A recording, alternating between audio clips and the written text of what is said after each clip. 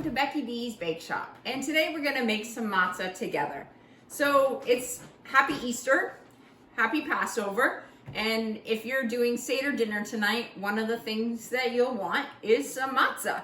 And it's my favorite, I'm not gonna lie, I love matzah. Especially with some apple, I don't know how to pronounce it, chorozet, something like that. This stuff, it's delicious. Anyways, my favorite is matzah, and seeing as we don't live in Toronto where we have easy access to Jewish grocery stores with gluten-free matzah, we're gonna make our own today. Maybe you're like us. So, let's begin. All right, so the most important thing for matzah, if you're making it for Seder dinner, you wanna be careful, make sure everything's kosher, so you wanna set a timer so everything is done start to finish within 18 minutes. Now, to do that, you want to preheat your oven to 500. I've already preheated my oven. And you want to get your baking sheet ready, line it with some parchment paper, get all your ingredients set up so you are good to go. Okay, so we're all good to go here. So what we do is I've got 2 1/4 cups of oat flour. You want to use oat flour if you're trying to do kosher and everything because it's one of the grains that's accepted. If you don't care about that, then use any gluten-free flour blend, but today we're gonna use oat flour, okay? So I'm putting 2 1/4 cups of oat flour in my bowl here, and then I'm gonna take 1/2 teaspoon of kosher salt. If you're not doing kosher, of course, any kind of salt would work. Okie dokie. Now, this next step, if you're doing kosher, skip, because it's not really for Seder meals. You are only supposed to have 1 liquid, so you're gonna want that as your water. But otherwise, this is 1 tablespoon of olive oil, and I'm just gonna add that in here. And then you're gonna want 1/3 cup of water. Now, I also have 1/4 cup of water set aside so that I can get it to the right consistency. And you're just gonna stir it together. Okay, I put all of the 1/3 cup. So what you want is something that's not too dry that is gonna crumble, but you also don't want it too wet and gucky either because that just does not turn out good. So mine is it's really dry. So I'm just gonna take my extra 1/4 cup of water here and I'm just gonna add it little by little. Remember, it's always easier to add water than to take out water. So just go slowly and add and work your dough until you can make it into a ball that you can roll. All right. I'm just gonna add, I think I'm gonna use the full 1/4 cup in mine. Now we're getting to something that's a workable dough. Now with working with gluten-free dough, I like to line my countertop with saran wrap. It makes it so much easier to roll and to pick up. I don't know why gluten-free dough just likes to stick. Oh, I forgot. Going back.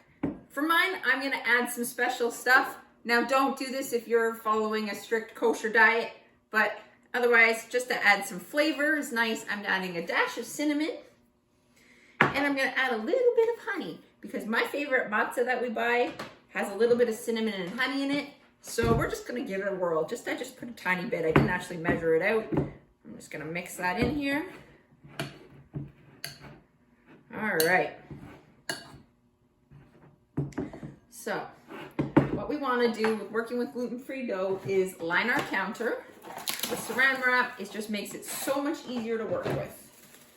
Trust me, it's a good secret worth knowing.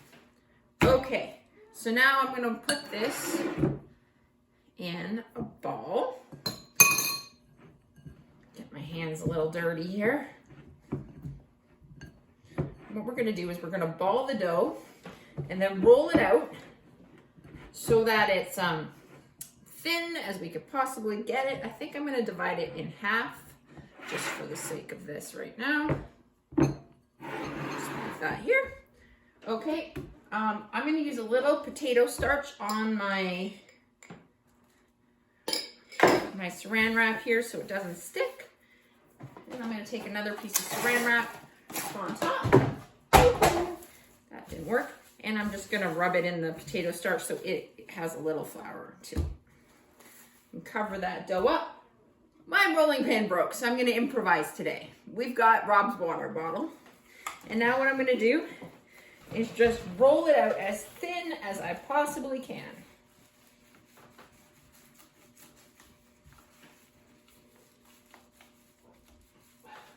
All right, put that there. Once you have your dough rolled out nice and thin, you're going to want to cut it into squares, if you can, or just trim off some of the fussy edges.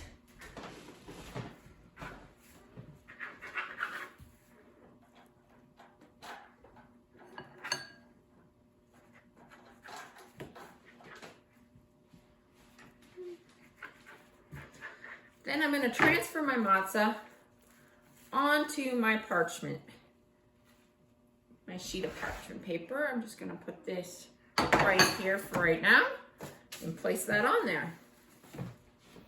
I think this piece I probably could have done a little thinner.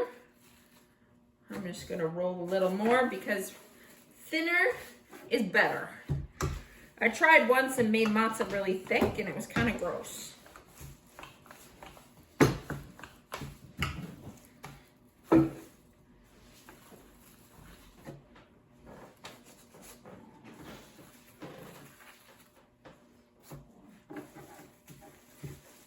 Some small pieces here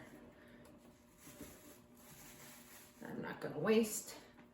All right, I'm just going to roll out the rest.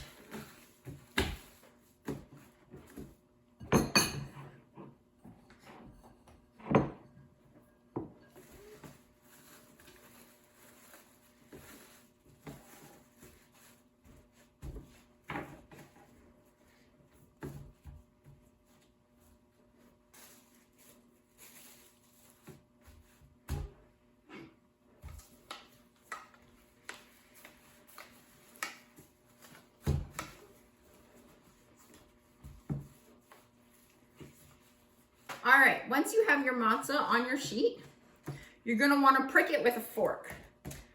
Lots of pricks so there's no air bubbles.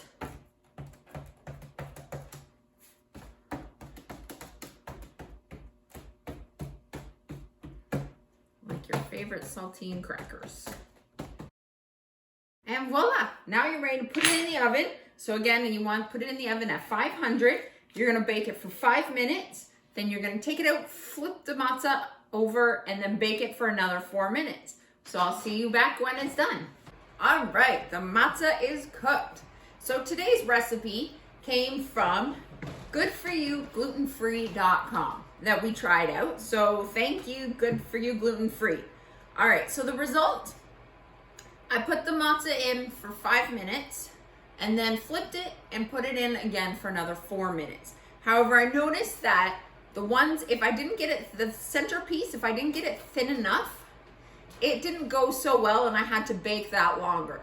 But the pieces that were thin turned out perfect. So let's try it out.